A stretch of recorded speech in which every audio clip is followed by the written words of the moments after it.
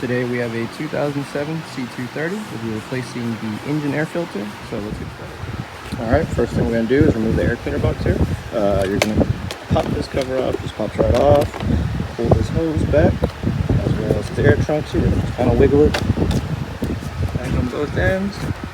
And then sometimes, on some of them, they'll have a little clip here, you just push back, but this one apparently doesn't. So once you do all that, just pop it right up. It's just held in by these grommets down here. And let's go ahead and get it out the way and get it swapped out.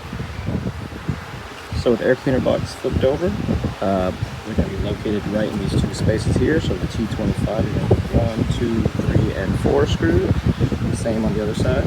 And then once you remove that, you can see the air filter. Alright, now with all the screws removed, they'll stay on. Just take them out, they just stay right in place. So just flip it over, and both of them, we can go ahead and replace these filters. Alright, old filters removed and blew out as much as I could. All you do is just slide these right in, like so, just making sure it sits in well. And then just flip it over. Oops, popped out, but you get the gist. Flip it over, and this goes on the other side, but just flip it over and reinstall. Alright, everything is reinstalled, so now we're just going to go ahead and place it back on. Now, very important when doing so, make sure this lip here fits over the throttle body, aka also the airflow meter right here.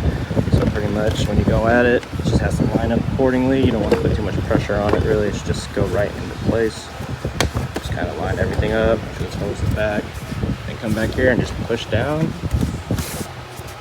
And oops.